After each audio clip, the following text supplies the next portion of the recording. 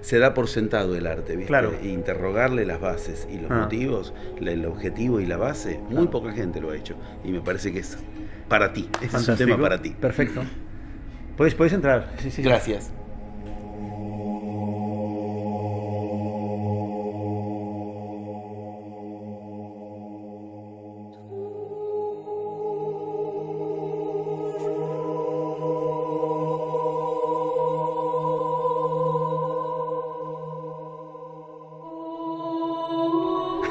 ¿Sabes qué pasa? Sí. Mira quién vino acá, el señor Sócrates. Mira, esto es una señal.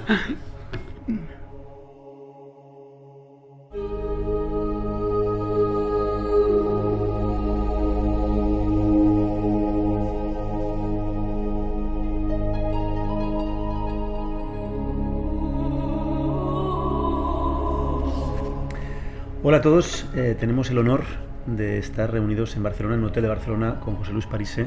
Hola José Luis, ¿cómo estás?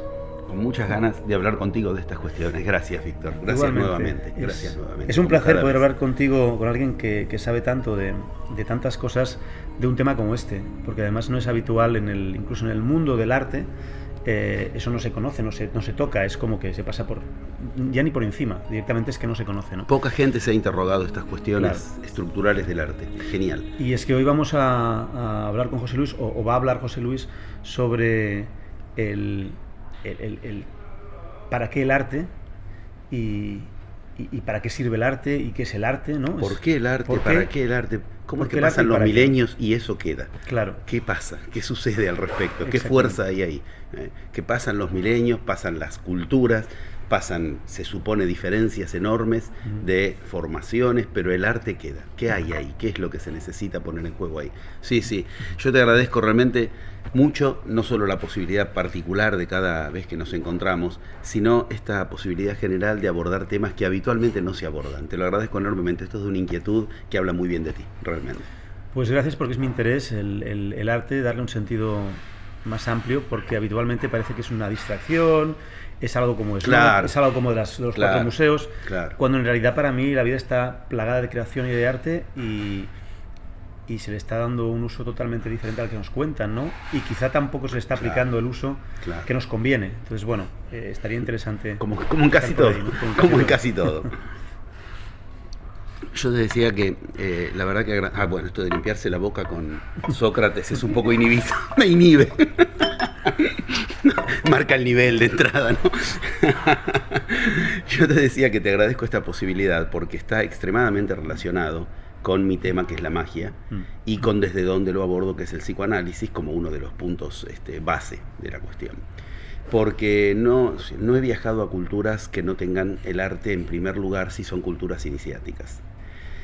Toda cultura iniciática encontré que tiene el arte en primer lugar. Y esto es algo que en principio fue una de las puntas por las que yo empecé a desanudar la madeja, el ovillo, por la que salir del laberinto de no entender el sentido de qué se hablaba de iniciación.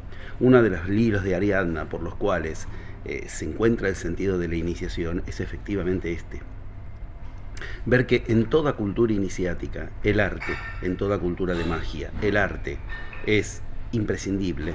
Fue una de las vías que me permitieron encontrar lo que hoy ya es un método, pero que en su momento eran intentonas, no otra cosa, ver qué tienen de idéntico las diferentes iniciaciones. Entender qué tienen de idéntico las diferentes iniciaciones nos hace dejar de hablar de iniciaciones para hablar de lo que hablaban los iniciados, de la iniciación, no de las iniciaciones.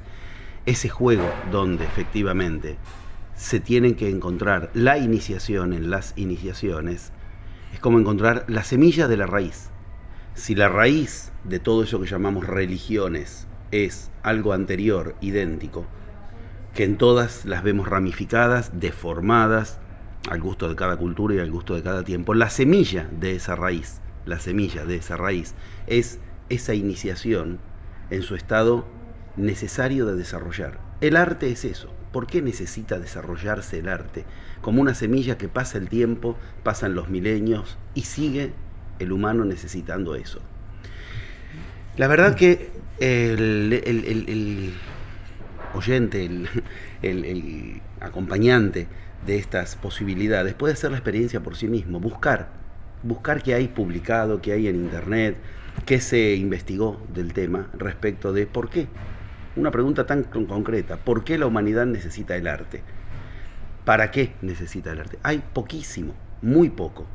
En general, lo poco que hay es de grandes investigadores o grandes autores. Por eso esto es algo que vuelvo a agradecerte de entrada, porque nos pone a tener que jugar en una liga que, digamos, los pocos que hay han jugado en una profundidad muy poderosa, no solo en sus investigaciones, sino también en sus develaciones al respecto. Yo te propongo, si te parece bien, hacer un recorrido acerca de lo necesario a entender para comprender qué es lo que el humano tiene posibilitado a través del arte y su relación a la magia. Pero hay un recorrido previo, sin el cual, por eso te digo, es muy difícil encontrar quien haya investigado esto, porque lleva una preparación previa que es tremendamente nodular, pero muy difícil de alcanzar. Si tú quieres, ya que tengo este privilegio de contar con este rato para esta posibilidad, yo preferiría que empecemos por ahí. Por aquella cuestión a partir de la cual después se devela lo que se les develó a unos pocos en la historia. Me parece fantástico porque además ahora me venía a la memoria, Alan Moore es uno de los más laureados artistas en novela gráfica, lo que se conoce como cómic en parte, en forma, digamos, cool, no en forma como el que se considera más allá del propio cómic, ¿no? Y él habla en algún reportaje, relaciona directamente el arte con la magia.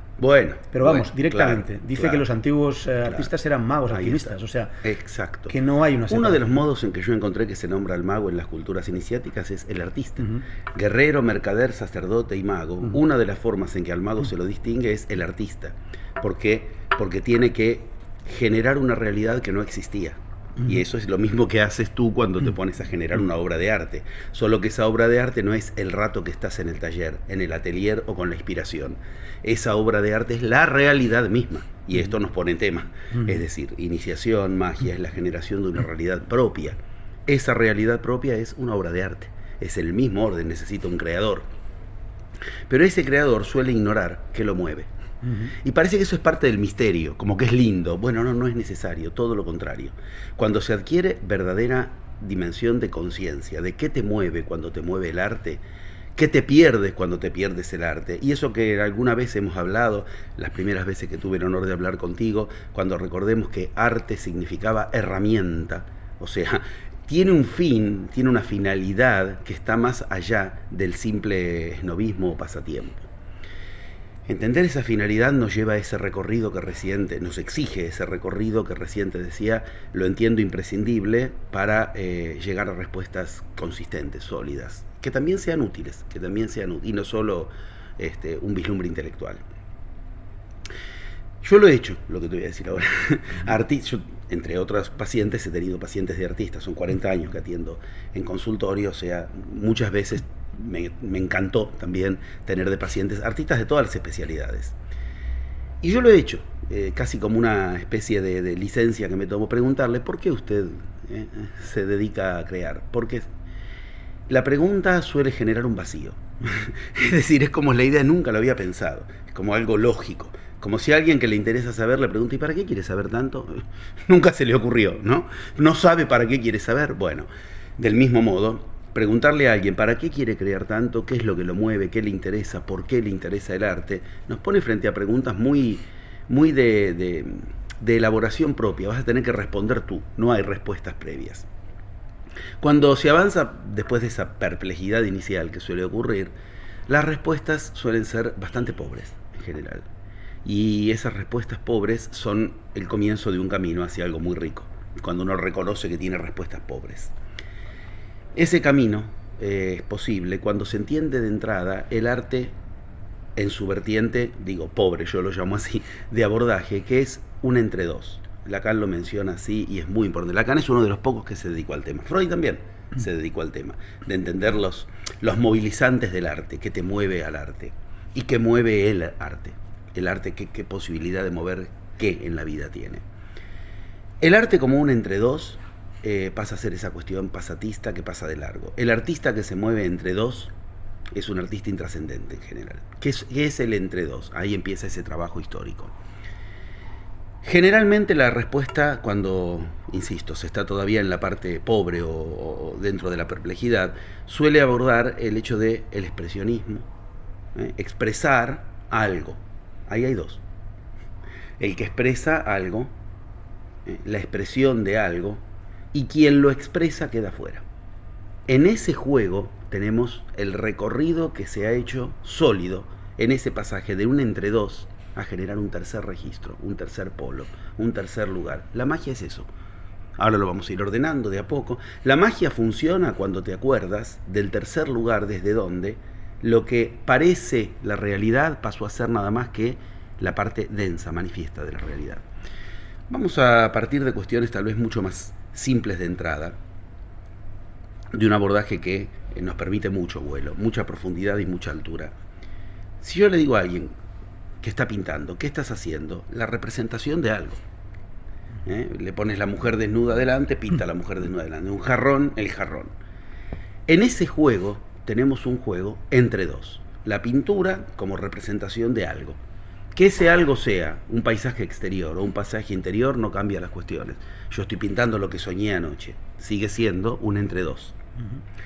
Una clave fundamental que nos da la magia, que nos sirve para la magia y por lo tanto para el arte, por lo que decíamos antes, es que si lo pienso así, ese arte en realidad terminó el momento y pasó.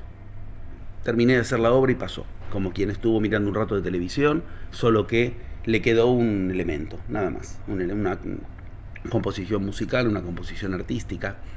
No hay cultura iniciática que piense la realidad entre dos. Esto es genial, porque acá tenemos un camino sólido.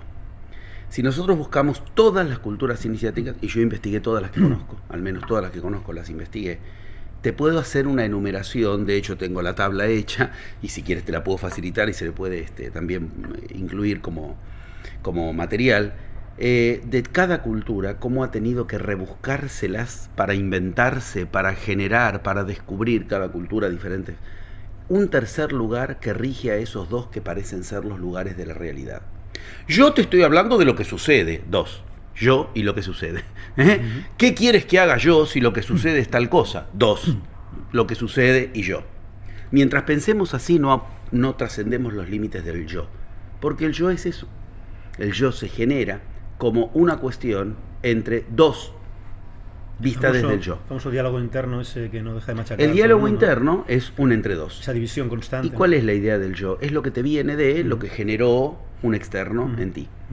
Es decir, cuando se usa la palabra inter, uno no sabe si está hablando hacia adentro o hacia afuera. Interior, intercomunicarnos. La misma palabra marca ese entre dos. Inter, dos. ¿Qué es el nene que nace? El producto de lo que toda una cultura va a generar en él. Eso es un entre dos. Pensando así, ese es el yo. El yo se piensa a sí mismo entre dos. Bueno, como a mí me hicieron tal cosa, por eso yo tengo este problema. ¿Tiene que ver también lo de papá y mamá? O sea, exactamente eso, exactamente y eso. Yo no sé quién soy. Así es. Y el tercero en juego es el enigma, es el signo de pregunta. Perfecto, bárbaro, veo que estamos en terreno sólido. Así es, exactamente. Ese lugar tercero es a generar. Yo nací, una posibilidad en vacío del universo, pero la llena otro, y en ese entre dos creo que estoy yo. Cuando entendemos esto, lo trasladamos al arte. Pintura, jarrón, entre dos. Música para un estado de ánimo, entre dos. No hay cultura que haya pensado así, ninguna. Y todas esas son las que trascendieron. Es más, no solo no hay cultura iniciática que haya pensado así, se transformó en iniciática cuando encontró el tercer polo. Y no hay iniciado que haya pensado así. Uno ve un esfuerzo, en un sentido a veces muy conmovedor, de los iniciados de buscar el tercer lugar, a partir del cual regular los otros dos lugares. Cuando tocan ese juego, se abrió las puertas de la magia. Uno escucha a Cristo decir esa frase de la que ya hemos hablado en algún momento, tan mal traducida: conoceréis la verdad y la verdad os hará libres. Si nosotros vemos, está jugando una doble dialéctica. Conocer la verdad, dos. Verdad que libera, dos. Pero hay un tercer lugar, que es que hay un desplazamiento entre primer concepto de verdad y segundo concepto de verdad, ¿Qué es la verdad? ¿Una cuestión a conocer o una cuestión que me libera? Ahí empezamos a ver que hay un enigma. Esto no es una cuestión que uno decide complicar, la complicó Cristo. Cuando Cristo dijo esa frase, yo esto lo he trabajado en la historia oculta de Cristo, en la enseñanza oculta de Cristo, lo he trabajado con mucha rigurosidad. Cristo no dijo lo que en nuestro idioma parece decir: conoceréis la verdad y la verdad os hará libre. Mentira. Uno conoce la verdad de un montón de cosas y no por eso se libera de eso. Uno puede saber la verdad, mató tal, robó tal, tiene que probarlo en el juicio. No es que por conocer la verdad se libera. Cristo no podía ser tan torpe. Cuando Cristo ubica esos dos conceptos, está ubicando dos, no uno, que hace de terceridad con respecto a los extremos, conocer y liberarse. Cristo dice: conoceréis la aletheia, y la emuná os hará libres. Cristo ya estaba pensando un concepto de verdad y otro concepto de verdad. La aletheia, Cristo se fue a hablar en griego ahí. Cristo usaba palabras en griego, pero su idioma era entre el hebreo y el arameo, que son dos idiomas que tienen un gran parentesco. Usa la palabra emuná, el concepto de verdad, hebreo, arameo, al final. Y primero usa la palabra aletheia. Esto es una demostración de que Cristo pensaba entre tres. Pero ¿cuál es la tercera cuestión? Es que no se puede entender la aletheia y la emuná si no se concibe el tercer lugar, que en Cristo se llamaba nazará. Nazará es el concepto de verdad a partir del cual se ordena la aletheia y la emuná. A ver, la aletheia, ¿qué es? La verdad que tiene que ser descubierta. A ti, a mí, a todos nos rigen verdades ocultas en nosotros. Esto está bien, esto está mal, las cosas se logran de tal modo. Todo eso dentro de 10 años va a cambiar. Dentro de 100, esa es la aletheia. Una verdad imaginaria, pero que nos mueve a lo real, nos hace creer que lo real se mueve de ese modo. Hay que vaciarse de eso. Uno entiende, conoceréis la aletheia. Aletheia significa literalmente de alas, viene, la verdad que tiene que salir volando, que hay que desocultar, que hay que darle vuelo, que hay que sacarla de la luz. Para meter la semilla, emuná es la misma matriz, la misma etimología de matriz, de semilla. Para que la realidad florezca con la verdad que yo quiero poner en juego, tengo que vaciar. Como si quiero poner una semilla en la tierra, tengo que hacer un agujerito primero. Ese vacío es la aletheia, y la semilla que yo meto es la emuná. Adquiere perfecto lógica. Pero lo interesante de esto es que si Cristo usó esos dos conceptos no son usables sin el tercer concepto, que es de Nazará, que es el motivo por el que a Cristo le dicen nazareno. Esto es una mentira total, que Cristo nació en Nazaret. Nazaret no existió hasta el siglo IV después de Cristo. O sea, Nazaret, el lugar en el que se supone que nació Cristo, hasta el siglo IV después de Cristo no la encuentras en los mapas. Lo que pasa es que la gente iba a buscar en peregrinaje dónde nació Cristo, en Nazaret. Esto es Nazaret, acá la vuelta, y le encajaron un barrio, un lugar, es toda una farsa. Pero Nazaret significa el hombre de la verdad. Cuando después pasa eso a la cultura latina, es el veritas con el que le responde a Pilatos en el juicio final. Eso en otro momento lo podemos hablar. Pero ¿esto qué significa? Que Cristo pensaba entre tres conceptos, la verdad. A nosotros nos tradujeron un concepto que arma dialéctica. Conocer verdad. Verdad libera. Es inútil. Las dialécticas así no nos funcionan. Cuando uno entiende que Cristo pensaba la verdad entre algo a descubrir, no una cuestión cualquiera, hay que descubrir cuál es la verdad, conocer la verdad aleteica, generar la verdad de emuná, para entonces que nazca Nazara, que nazca lo que yo quiero que nazca. Uno empieza a entender tres conceptos de verdad que manejaba Cristo. Cuando Cristo habla del tiempo pasa lo mismo. Pasa exactamente lo mismo. Cristo dice: tu tiempo es bueno en cualquier momento, aún no ha llegado mi tiempo. Tenemos dos conceptos de tiempo. Pero supongo que estamos hablando, para los que no lo sepan, de ir a los textos más originarios, el idioma, el lenguaje de los evangelios. Tomarse el trabajo de ir a escuchar a Cristo, no lo que dice el cura que dice Cristo, a partir de una traducción latina. Donde supuestamente está en las lenguas. Yo no hablo arameo, pero cuando estudio las lenguas, cuando estudio aquí a los iniciados, los estudio en sus lenguas. Claro. O sea, tengo que hacer este trabajo investigador. Claro. Cristo no decía esas cosas que nos dicen que decían. Cristo no conocía la palabra fe. Claro, no hablaba en español, no. El concepto de fe que nosotros tenemos, Cristo no lo conocía. Si tú a Cristo le hablas de la fe, se te ríe en la cara. No entiende de qué le estás hablando, porque Cristo era arameo y la cultura arameica es totalmente concreta. No le puedes ir con metáforas de algo que está en el cielo y que nos rige, después de la muerte lo vamos... Ni lo entienden, no pueden... Okay. Es como que a nosotros nos digan las cuestiones que nos parece un cuento chino. Cuando, bueno. De todas formas, todo eso que me estabas contando me remitía ahora a eso cuando hablábamos de padre y madre. Sí, claro. Veo que hay mucha gente que cuando, digamos, hace trabajos terapéuticos, no todo, pero mucha gente corta con padre y madre, ¿no? Claro. Cuando en realidad,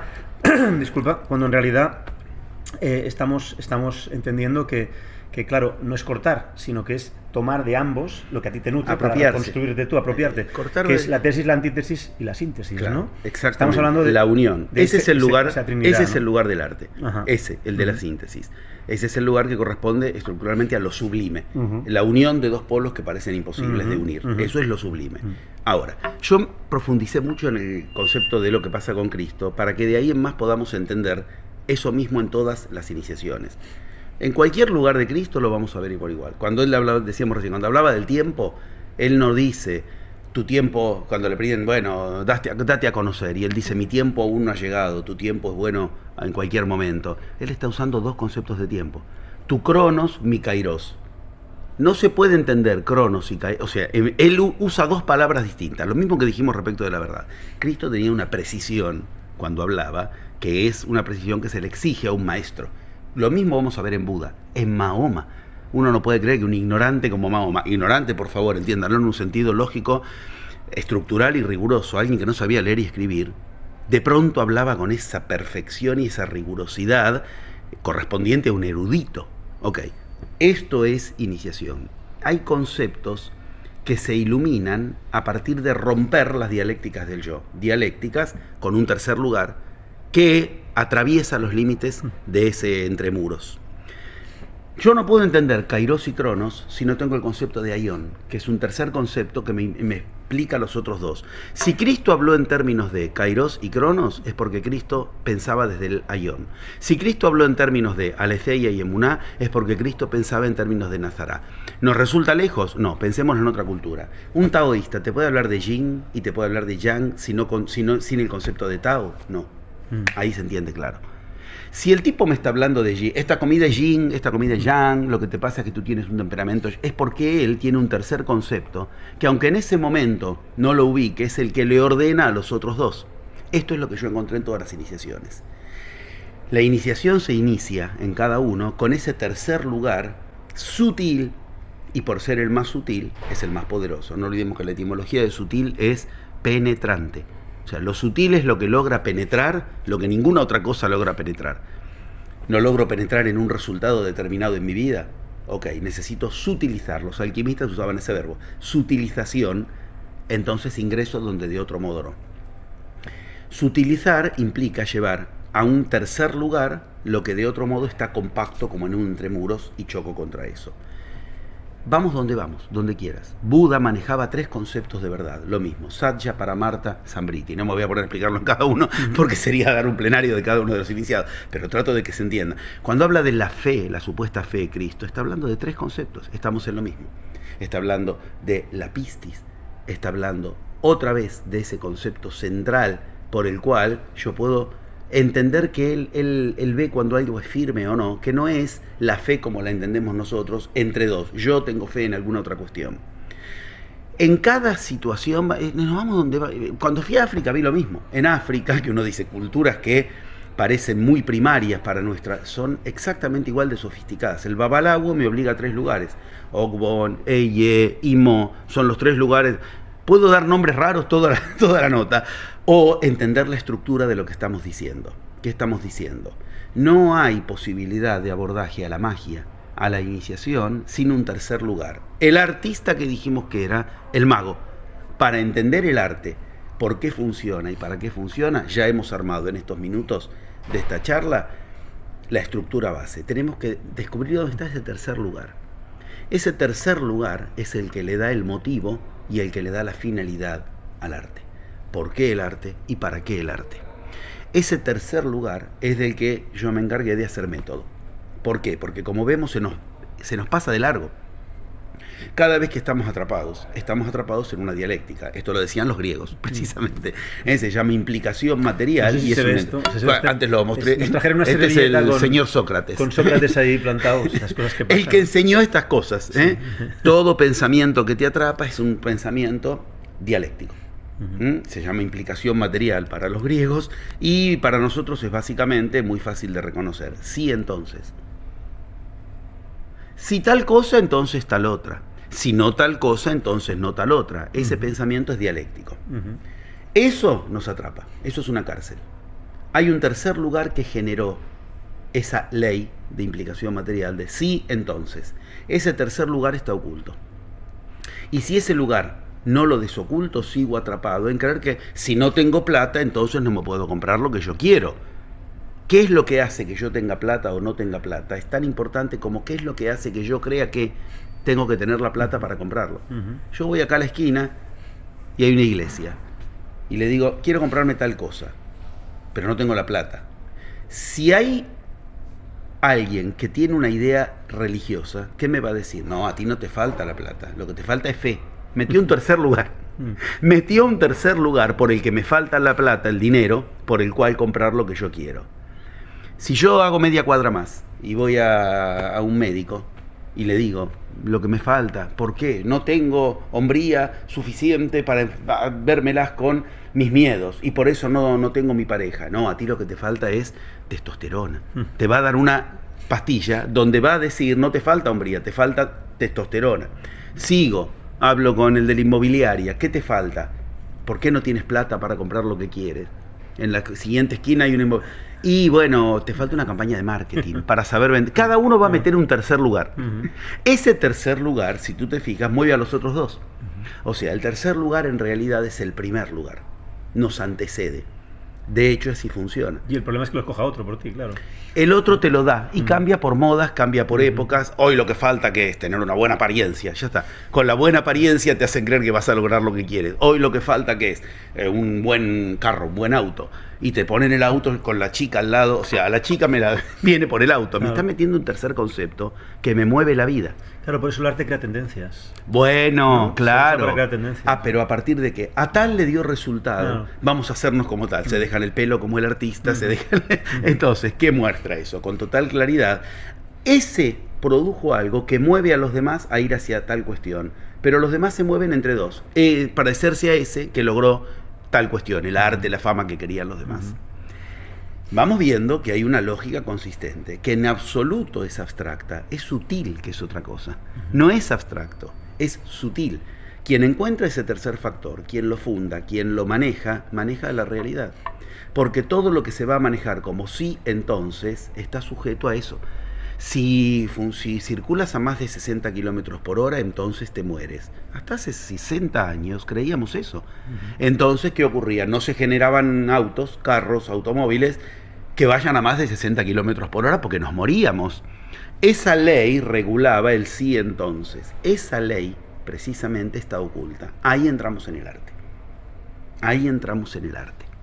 El artista no mueve su arte entre una expresión de algo, que sería entre dos, sino que, y ahí empieza en juego todo lo que en las culturas llama esto viaje interior, lo que expresa está en él, y él lo desconoce.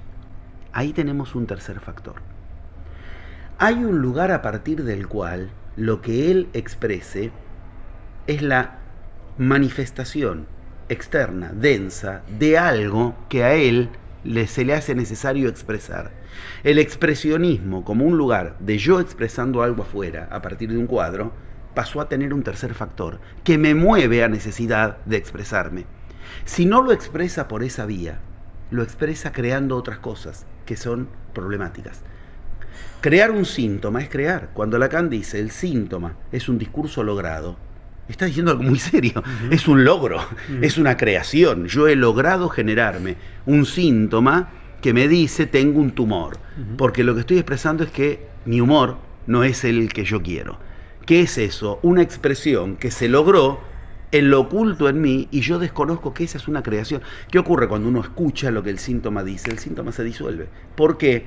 Porque escuchó desde dónde se generó eso que estaba atrapado en una dialéctica de si es un síntoma, es una enfermedad, es un problema. Al pensarlo así, no escucho lo que el síntoma dice. ¿Por qué salió en esa zona del cuerpo? ¿Qué dice eso que salió? Todo eso expresa algo de la persona, no solo de lo que ocurre entre el cuerpo de la persona, sino de la persona. Si no lo expresa la persona, el mismo proceso intenta expresarlo por otras vías. Genera síntomas, genera inhibición, genera angustia. ¿Qué está generando? Una creación de algo que intenta expresarse. Entendiéndolo así, empezamos a tener un orden. Lo expresado no es lo que el cuadro retrata, lo que la estatua retrata, lo que la obra musical retrata. Lo expresado es el artista. A partir de ahí esto tiene, aunque sorprenda, una utilidad. Una utilidad que podemos entenderla tanto en prolegómenos que se han hecho en la historia como estudios al respecto, como en práctica de magia cotidiana. Cuando Freud estudia, bueno, si alguien dice, nómbrame un genio, Einstein, nómbrame un artista, Da Vinci. Todo el mundo, ¿eh? Cuando Freud estudia ese artículo tan problemático de Freud, de 1910, si no me acuerdo mal, un recuerdo infantil de Leonardo da Vinci, un artículo de Freud, Freud descubre que en el cuadro de Da Vinci descubre la biografía de Da Vinci en su cuadro. Ni Da Vinci tenía idea de que lo que estaba pintando era eso. Inclusive hay un error que comete Freud, pero todo lo que descubre es tan importante que hasta minimiza el hecho de que hubo un error en la traducción, bueno, porque había un pájaro en la obra que Freud lo tradujo como que era un pájaro, un buitre, y en realidad era un milano. Eso importaba mucho porque era de Milán, entonces importaba mucho esa cuestión. Bueno, o sea, era de Florencia, pero en ese momento cuando hizo ese cuadro estaba en Milán. Bueno, ¿qué quiero que se entienda? Se expresó del artista algo con tanta precisión que lo que después vieron los biógrafos confirmó lo que Freud había visto del artista en la obra. Cuando Lacan mira ese cuadro de la representación de la creación del mundo y ve una mujer con las piernas abiertas y de ahí sale el mundo, no lo había visto nadie más. Es una cosa terrible. ¿Por qué? Porque precisamente el autor estaba sometido en ese momento a un profundo problema respecto de su relación a las mujeres. ¿Qué ve él? Ve al artista. Cuando uno empieza a entender eso, empieza a entender tercer registro. Yo en método de magia a esto lo metodicé. Disculpa, claro, es una forma de desocultar lo oculto, expresar, ¿no? Porque como soy yo el que va a salir, ahí dijiste la palabra clave, ¿no? Ahí dijiste la palabra clave. Pero ¿qué ocurre también con eso? Porque si el desde dónde es totalmente, como decías al principio, totalmente turbio, yo expreso lo que hay dentro, no sé qué soy yo, me lo cuelgo en un salón y me voy alimentando de ese vómito. Si yo lo expreso, me reconozco y puedo hacer algo con eso. Ahí empieza la utilidad. Creo que por muy complicado que pueda parecer, es muy concreto, es muy claro, y lo estás tú aclarando con mucha precisión. Exactamente. Cuando te decía, has dicho la palabra clave, esa palabra es clave. La idea es que una expresión es la expresión. Yo expresé algo que estaba ahí y yo lo expresé en mi obra. No, yo expresé algo que estaba aquí, que ahí se refleja y lo pasa a mi obra. Expresar, hay que recordar que es muy importante esta cuestión en juego de que expresar significa salir de la prisión. No es porque sí. Algo estaba aprisionado y ahora quedó atrás, quedó afuera, expreso. Esto es muy claro. Ahora, ¿qué pasa con esa energía densificada en el lugar, ¿no? Efectivamente. Pero yo puedo expresar algo y hacer daño a alguien. Primero, aletheia, después emuná. Ahí viene. ¿Qué es lo que hace que los artistas hagan dos obras de lo mismo? Los artistas Da Vinci era muy raro y cada vez se descubre más. Como que hizo una obra y después había otra obra supuestamente de lo mismo. Este es un proceso fundamental. Este es el mismo proceso que veíamos en las cuevas rupestres. O las series hoy en día. Las series, claro, exactamente. Series, ¿por qué? ¿Qué buscan? En las cavernas rupestres había lo mismo. No era el mismo el cuadro que había, la pintura que habían hecho la noche anterior y a la mañana siguiente. ¿Por qué vemos pintado lo mismo muchas veces? Estaba buscando un proceso. Acá empieza lo cotidiano del arte como magia. Cuando yo expreso, yo en realidad estoy expresando algo que está en mí, de lo que yo estoy afuera. Yo soy preso de eso. Yo estoy afuera, ex en el sentido de afuera. Y yo voy a buscar la presa, lo que está en mí. Yo me entero de lo que está en mí respecto de algo gracias al arte. ¿Por qué el arte? Primero y principal, porque me desoculta a mí. Ok, yo quiero, lamentablemente de lo que voy a decir ahora, se hacen técnicas superficiales, recortadas, mínimas, pero hay que entender que esas técnicas son una cuestión mínima de algo que es muy profundo y que no se reduce a lo que esas técnicas sitúan. Cuando te dicen, representa la situación que no logras en la vida cotidiana, Bueno, quiero lograr fortuna. Ok, represéntalo. Composición musical, composición artística, por la vía que sea, pintura, escultura. ¿Qué voy a ver? Voy a ver lo que en mí hay respecto de eso que yo quiero lograr y no logro. ¿Qué estoy haciendo, aletheia? Desocultando lo que en mí me impide la fortuna o lo que quiera lograr. ¿Qué hacían antes de ir a cazar? Tenían que pintar lo que querían lograr. Veían ahí dónde estaba el problema. ¿Qué veían ahí? Que la presa los aterraba o que la habían pintado lejana, la ven lejos, los ven como algo que los aterra, entonces no van a querer que se les acerque. Tenían una noche para resolverlo. En África sí funcionaba. Tenían una noche para resolverlo. En la noche, en los sueños, tenían que lograr hacer el sueño como una creación, paso 7 del método de la magia. Generar en el sueño la obra que yo quiero lograr. Y a la mañana lo volvían a pintar. O al día siguiente, hasta que pintaban lo que querían, no podían salir de casa. Esto es enorme. Resolvían lo que querían generar, lo resolvían en un mundo de arte. Si lo que ocurría primero es que la presa, el emú o lo que fuera, había en Australia, por ejemplo, el animal había quedado desdibujado, lejano, aterrador, lo tenían que lograr representar por la vía por la cual ver a ese que querían ver. No lo que ahora se expresaba sin que fuera lo que ellos habían elegido. No sé si lo estoy diciendo con claridad. Yo creo que sí. El tema para mí, la expresión también está, obviamente, claro, el desde dónde es fundamental y también el desde dónde miro, porque es que no me entero. Puede ser simbólica la expresión y no verlo y tenerlo delante, ¿no? Claro. Como pasa a todo el mundo en su vida. Tú lo has dicho. Mundo, ¿no? Recién decíamos Lacan. Lacan puede ver con claridad eso cuando ve en un mismo la típica cuestión de la sublimación. Pintor pintando mujer desnuda. Tú puedes ver en la pintura si se excitó o si lo que está viendo le produce tensión en el orden de no le excita, descubre tendencias en él que no conocía. ¿Por qué no me excita la mujer? Descubre tendencias escondidas en él de homosexualidad, de lo que fuere. Descubre tendencias perversas de agresividad hacia la mujer por lo que pintó. Ahora, tú le pones a 10 pintores la misma mujer desnuda para que la pinten. Lo que pinta cada uno no es a la mujer desnuda. Es lo que le pasa a cada uno respecto de esa desnudez. Claro. Esto es genial, pero es nada más que el 50%. Ahí viene la emuná. Ahí viene entonces lo que había que pintar al día siguiente en la caverna. Claro, en la caverna era una cuestión de vida o muerte. No se podían tomar la vida para entonces resolver el tema porque había que salir a cazar a la presa. ¿Qué es? Ahora, ¿yo qué quiero lograr? ¿Yo qué mujer desnuda quiero pintar? La quiero pintar bajo qué cuestión que sea sensual, excitante. Es mostrar yo en mi arte por qué no quiero acercarme a una mujer desnuda o mostrar por qué sí quiero acercarme a una mujer desnuda. Ya es ponerme a mí como causa, no algo en mí. Esto es lo que se metodiza en magia.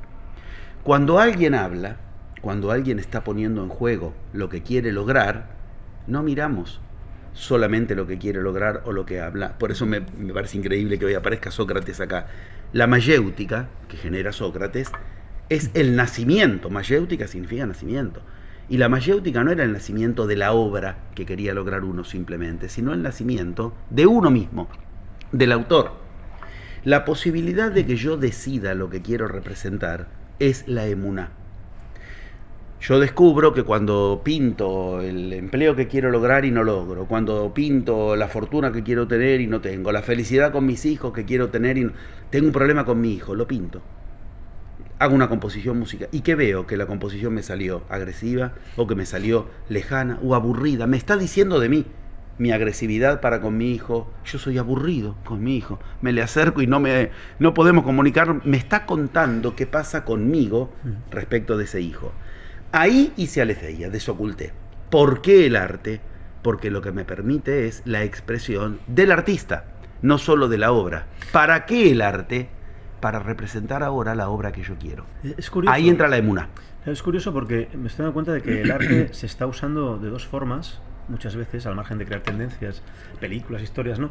Que entra directamente al subconsciente y nos van programando, pero sobre todo, eso que decías, ¿no? Está el artista que se recrea en el dolor o en esa angustia y se queda ahí sin hacer nada al respecto, se va alimentando de eso, y está el artista que obvia todo ese dolor y trata de crear cosas bellas solo porque no quiere conectar con esa parte, ¿no? Claro. Estamos hablando de que el trabajo los polos y falta los dos el que lo una, ¿no? Por eso se llama sublime. Claro. Porque la sublimación tiene las dos vías. Uno dice sublime. ¿Y para dónde señala? Dime, ¿dónde está lo sublime? Y hacia arriba. Pero empieza con sub. Claro. Hacia abajo. Es decir, ¿no? Ahí está. De todo aquello que no tengo digerido todavía, poder reconocer eso que no quiero reconocer para poder luego traspasarlo, ¿no? ¿Qué pasa en mí que lo que yo quiero lograr de eso no lo logro? Necesito lo sub hacia abajo. Sub en el sentido de subconsciente, subterráneo.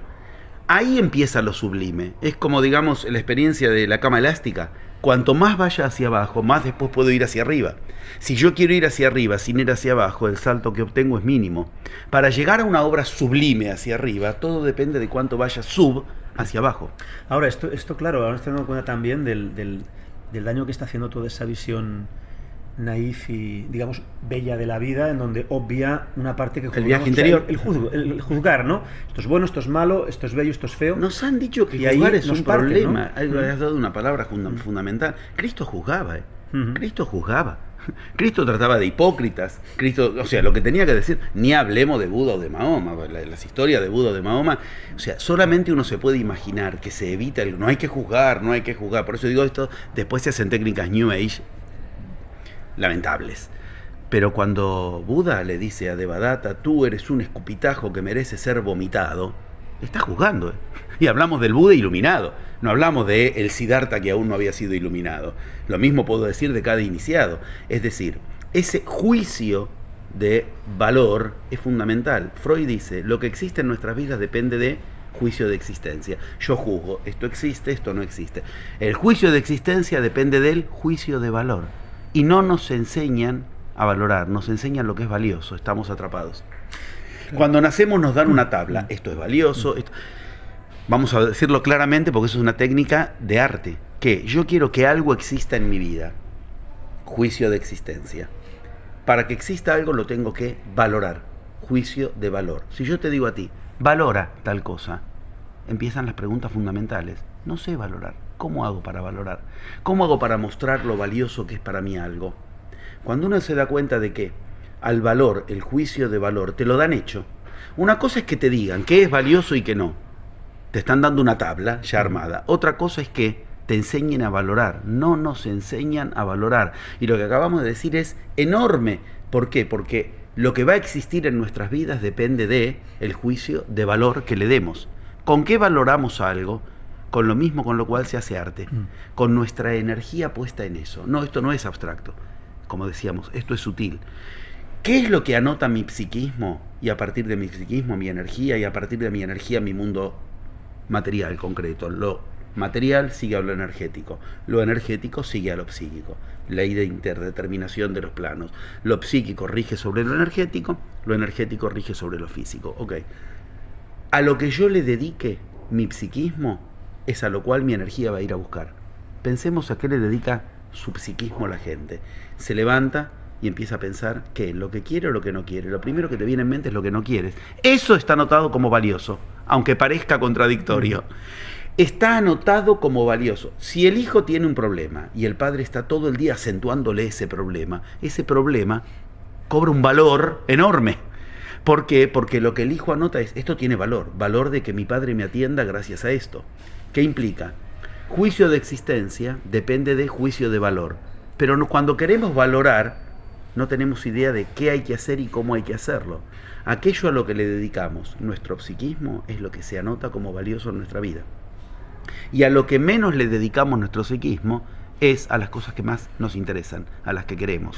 ¿Qué hago entonces? Tengo que, como decíamos antes, negar toda esa cuestión, la tengo que expresar.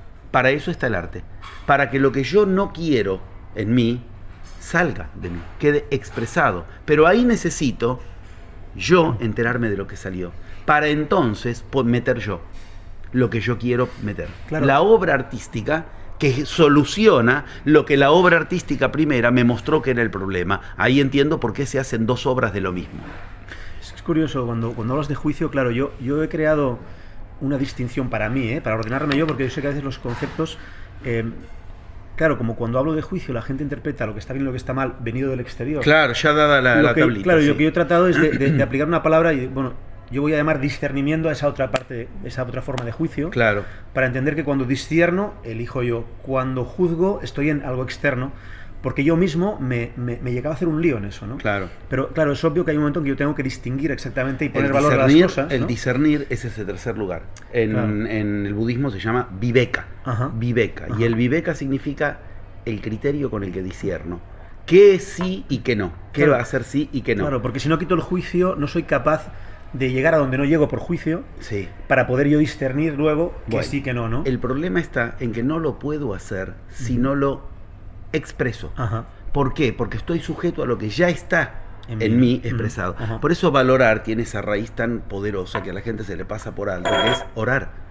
Hay que decirlo, no lo puedo mantener, lo tengo que expresar. No hay valoración si yo no lo digo. Por eso es que estoy ubicando, mira que lo que va a situarse como valioso es aquello de lo que más hablo, aquello a lo que más le dedico expresión. No es que lo que a mí me gusta y yo considero valioso va a ser lo que se anota como tal en mi realidad, sino aquello a lo que más le dedico mi expresión, mi oración, mi oratoria. Orar. Si yo me la paso, claro, si yo me la paso todo el día hablando de lo que no quiero y poniendo la mente en lo que... Eso es lo valioso. Es decir, eso es... Pero qué valor que tiene, que le dedico mi vida a eso, porque yo no lo quiero, pero le dedico mi vida. ¿Va a existir o no va a existir? Va a existir eso, lo que yo no quiero. ¿Por qué? Porque juicio de existencia depende de juicio de valor. El arte, ¿qué hace? El arte me permite orar, orar, me va a permitir expresar eso que en mí insiste, trata de salir. Cuando yo pienso en la riqueza, ¿qué pasa que no llego a la riqueza? Expreso, valoro, le doy valor, le doy tiempo, le doy energía en una obra. ¿Y qué veo? Que dibujé, pinté el río solo. La riqueza igual soledad. Acabo de descubrir la expresión de qué valor tiene para mí la riqueza. Tiene un valor horrible, pero es un valor. ¿Qué valor? El valor de la riqueza, ese en mí está anotado como lo que me va a dejar solo. Tengo sólidos motivos para no querer la riqueza. Lo empiezo a ver en mi historia. Empiezo ahí, sí, cuando papá ganó más plata se separó de mamá. Cuando empezó a irle bien en la vida, la familia lo empezó a rechazar. Riqueza igual soledad. Ahí que hice 50% del trabajo, la aletheia. Hay que ser honesto a la hora de expresar, ¿no?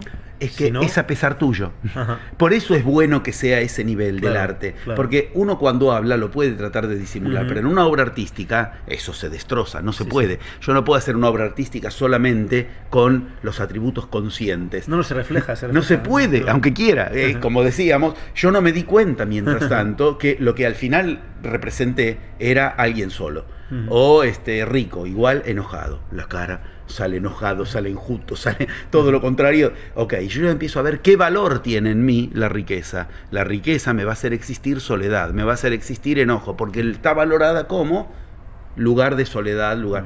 Ahora bien, cuando yo hice eso, empieza mi trabajo, mi juego ahora es poner la semilla, ya hice el agujero.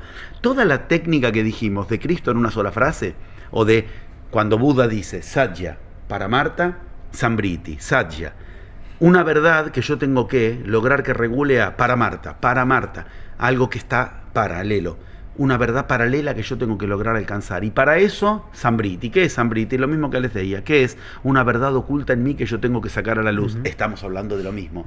Estamos hablando Dharma, el concepto que Occidente tanto ignora de Oriente. Dharma, la ley que me rige. Ese Dharma se expresa en Paradharma, lo mismo que decíamos recién, Paradharma, paralela a, o Svadharma. ¿Y qué es Svadharma? Y la que yo tengo que lograr. Porque en mí hay una ley paralela, Paradharma, esa sería aletheia. Yo quiero Dharma, yo pongo una ley, yo voy a lograr tal cosa. Ese es el Dharma. ¿Qué necesito? Necesito Paradharma, a ver qué leyes hay paralelas en mí que me lo impiden. El arte me permite primero expresar eso, que no tiene que ver con el jarrón, tiene que ver conmigo, no tiene que ver con la riqueza, con la mujer desnuda, con lo que quiero. Yo creo que estoy hablando de eso para encontrar en mí cuál es el paradharma, la ley paralela que me impide que el dharma, lo que yo pongo como ley, funcione. Ahora viene el svadharma, sería la segunda obra. Ese lugar de emuná para Cristo, ese lugar de Sambriti para Buda. Vamos viéndolo en todas las culturas. Es sólido, es consistente, es genial. ¿Por qué el arte? Porque el arte me permite, primero, expresarte a ti, de lo que pasa en ti. Que pasa en ti no quiere decir que sea tuyo. Quiere decir que pasa en ti. Pero la gente cree que si pasa en uno es propio. Yo soy así. No, no, no. Son mis genes. Entonces, de tu papá y tu mamá, ¿qué tienes que ver tú? Te viene del otro, es donde menos estás tú.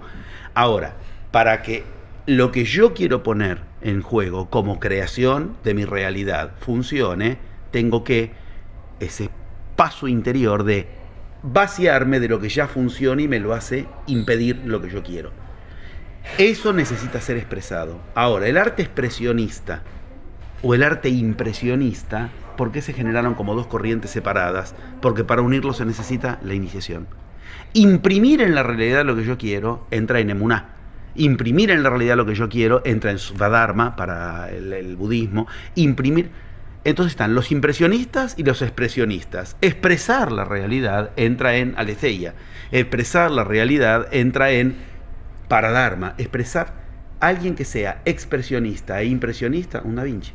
Estamos hablando de los que lograron algo sublime. ¿Por qué? Porque ahí hay un camino interior que entonces me permite generar la obra que yo quiero más allá de los límites que estaban en mí.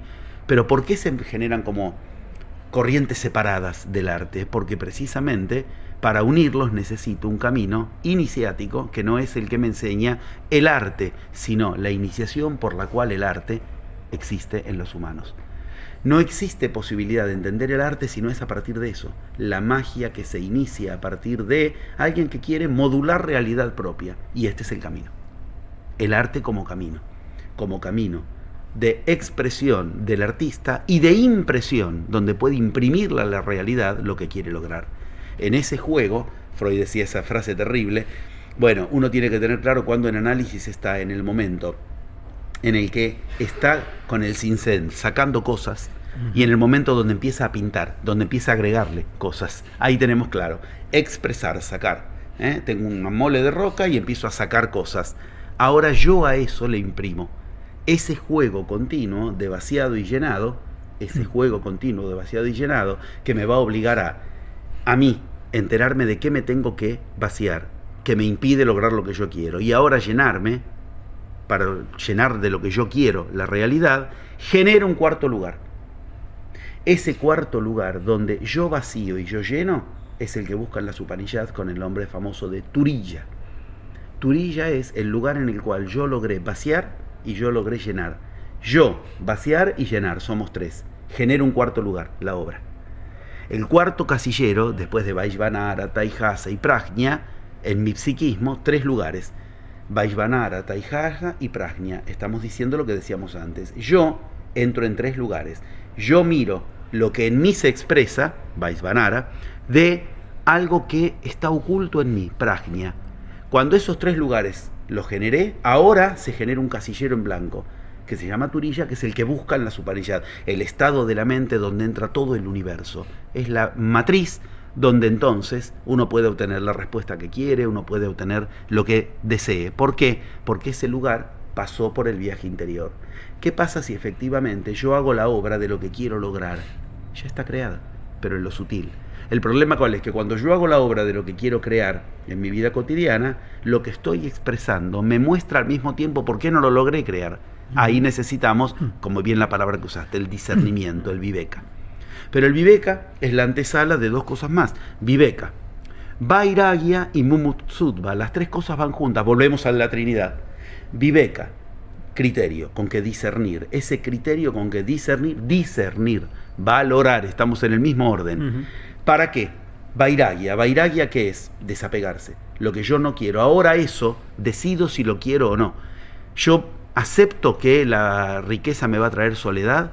Ahora que viveka, tengo el criterio para ubicar. Yo puedo decidir con qué voy a hacer que la riqueza no solo no me traiga soledad, sino que me traiga lo que yo quiero. Eso se llama mumuksutva, el impulso hacia. Vemos que otra vez, con lo que tú has dicho de el discernir, volvemos a un tríptico que nos genera el viaje interior para el cuarto lugar. Yo hacia adentro, de adentro hacia afuera, y eso que viene afuera trae el objeto que yo quiero. Puede ser un objeto artístico, o el objeto que yo quiero puede ser el objeto llamado mi realidad. Pero ese cuarto lugar solo es alcanzable a partir de esos tres lugares iniciales. Cuando lo pensamos como un lugar entre dos, estamos pensando, yo quiero tal cosa. ¿Por qué no se logra? Porque, conoces el dicho, no hay dos sin tres. Eso, aunque parezca una pavada, eso es topología pura. Si yo digo uno dice unidad. Hay un 1 y un 0. No puede haber 1 si primero no hay 0. Si yo digo 2, está el 0. En realidad hay algo ahí oculto, que es matriz. No hay 2 sin 3. Porque para que hayan dos lugares, tiene que haber un tercer lugar que es el del 0. Ese 0 es el que tenemos que lograr. Vaciar, 0. Para eso tengo que ver de que ya está lleno. Y yo creo que ya se está entendiendo que esto sigue una lógica. Entonces estamos viendo el orden en el caos. Porque el arte es caótico, se supone. El arte es caos puro. El arte es dejo que surjan las cosas. No. Ese arte, caos puro, sigue un orden. Además, pero ese orden está oculto. Te puede arrastrar si no sabes dirigirlo. Ah, claro, por supuesto. Yo hace muchos años me dejaba arrastrar y es autodestructivo. Ahora pensémoslo afuera del atelier del artista. Lo mismo pasa en la vida cuando quieres lograr tu obra, tu empresa, tu familia. Entras en un caos. Y ese caos es el mismo que si lo resuelves por vía del arte, entonces no lo necesitas expresar en cuestiones que al final nos cuestan la vida. De lo contrario. Ahora me venía, claro, como digo, esa parte de solo quiero pintar mandalas para no conectar con la parte dura. Todo lo contrario. O quiero conectar con la parte dura para luego ver si quiero pintar un mandala. ¿Entiendes? Qué difícil no quedar atrapado en la parte dura o qué difícil no quedar atrapado en querer evitarla. Claro. Y luego estaba la parte, yo por ejemplo he estado trabajando, mis alumnos también están en ello, en un cuadro de ancestros, ¿no? 3 meses pintándolo cada día. Y pasaban cosas en mi familia. Ahí está. Relacionadas con lo que tocaba. Claro, y entonces jugaba a tocar la obra y entonces en lugar de hacer otra obra, en la misma obra iba tocando. Sí, ahí está. Ahora me has dado una idea increíble, que es, a mí siempre me ha traído los trípticos. ¡Ay! Claro, sería una maravilla por Dios, representar las tres cosas, las tres partes, ¿no? ¿Entiendes? O sea, yo, dejando si que hago trípticos y me hago famoso por eso, te nombraré como inspirador. Yo te presento el día ese cuando hagas tu conferencia presentándolo, si me das el honor. Claro, yo me acuerdo la vez pasada que en algún momento que charlamos que te gustaba Jung. Jung de esto ha hecho su obra. Bueno, me atrae más a nivel, digamos, artístico que a nivel lógico. Sí, exacto. Jung es lo que tiene, es inaplicable. A mí me fascina Jung, pero digamos, cuando uno quiere volar un poco, Jung es genial, pero cuando lo quieres aplicar... Tengo el libro rojo, es así. El libro rojo, ¿viste la cosa que es? Y me encanta verlo, y lo dejo. Listo. Lo veo, es una obra de arte para mí nada más. Por eso es tan difícil encontrar que alguien sea junguiano y aplíquelo con los pacientes, porque es para entender, no es para aplicar. Pero Jung ubicaba precisamente, no es por soñar con la luz, que nos encontraremos con la luz, sino por reconocer las sombras. Estamos diciendo eso. Para encontrarse con la luz, la dialéctica es con la sombra, pero entre la luz y la sombra yo voy a reconocer las sombras para dirigirme a la luz. Eso se llama ser un gurú, etimológicamente. Gurú significa eso, luz y sombra. Yo puedo dirigir mi realidad, ser el gurú de mi realidad, si conecto con ambas cuestiones. Ahí está el tríptico. Satya es eso, el que decíamos, Satya ¿qué es? Es el que se exige ir a la sombra y no quedarse en la sombra. Pero ir a la sombra. Y es el que se exige cuando quiere ir a la luz,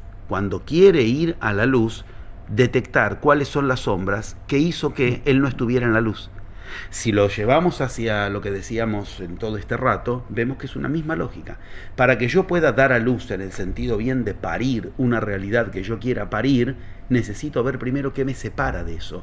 Pero para verlo, necesito expresar lo que en mí está armado y me impide esa cuestión. Todo este proceso que dijimos es ese tríptico.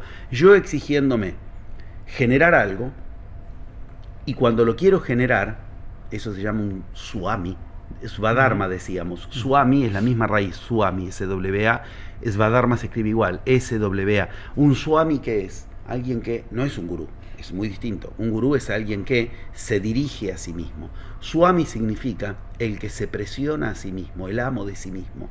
Yo me exijo querer lograr algo que no puedo lograr, pero para eso primero voy a tener que sacar a la luz qué me condiciona, por lo cual no lo logro. El arte es la vía para ambas cuestiones. Ni es un regodeo en aquello que me impide, aquello que me lleva a la oscuridad, ni es un querer hacer algo luminoso, evitándose ese primer paso.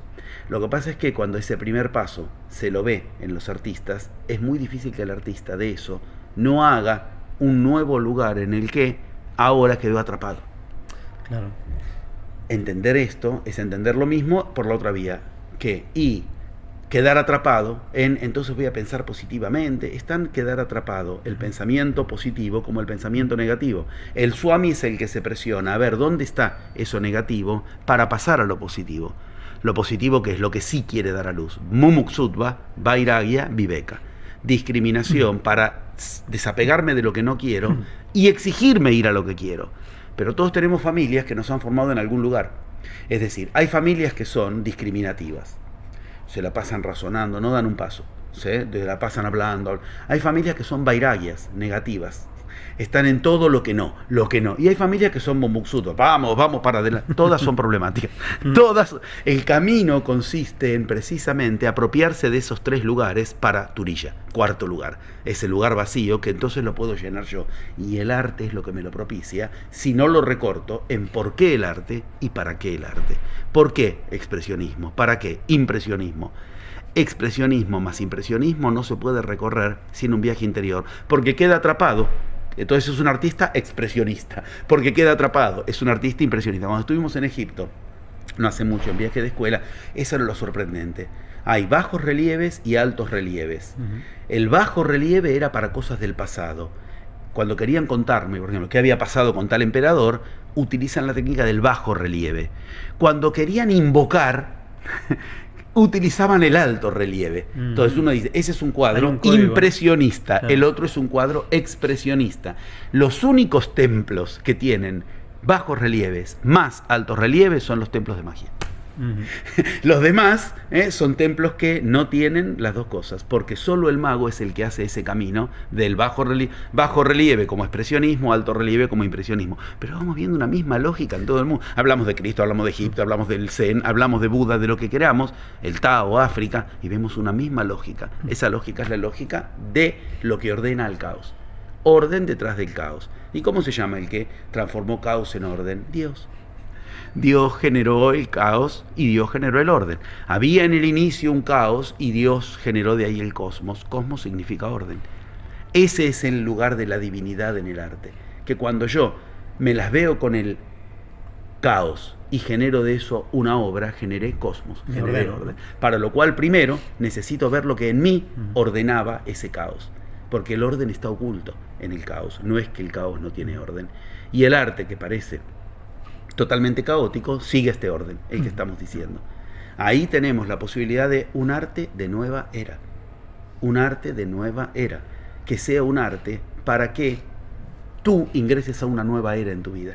Ingreses a lo que era imposible ingresar. Eso es la nueva era. La humanidad generando la realidad que le era imposible, pero eso se hace de uno en uno. Como el arte. Extrañamente el arte no es una cuestión colectiva. Se puede hacer una obra de arte colectiva, pero son expresionismos culturales. En realidad el arte es individual, es de uno en uno. El que dirige siempre es uno, ¿no? Siempre. Y en la idea del artista generando en su taller, en su atelier, es porque el arte es individual. Y lo que estamos diciendo es que la nueva era tiene profecías de 12.000 años que nos dicen se ingresa en la nueva era de uno en uno. No va a ser que la humanidad ingrese en la nueva era. El arte es un camino de uno en uno. Entonces el arte es un camino para ingresar en la nueva era. ¿Sabes? Hay una cosa que me llama mucho la atención, y si quieres ya para cerrar. Sí, claro. Dijiste que gurú significaba luz y sombra. Luz y sombra, ¿no? Ese gu y ru, claro, es eso. Es maravilloso porque en gurumukhi o sánscrito se canta mucho yo he estado un tiempo en Kuladini Yoga, ¿no? Estuve. Y se canta mucho el waje guru, que viene el baje guru, que es hágase la luz. Sí, y ahora, claro, me doy cuenta de que es hágase la luz que une luz y oscuridad, ¿no? O sea, hágase la luz, por lo tanto, eso, ¿no? Reconoce la sombra. Claro, por eso si ese AG, no es broma, ese AG es la misma etimología de arjé, que significa realidad. O sea, hacer realidad al gurú, que hace realidad la realidad que quieras. Hacer realidad al gurú, que hace realidad la realidad que quiera. Ahora, hágase la luz, implica reconozco la sombra.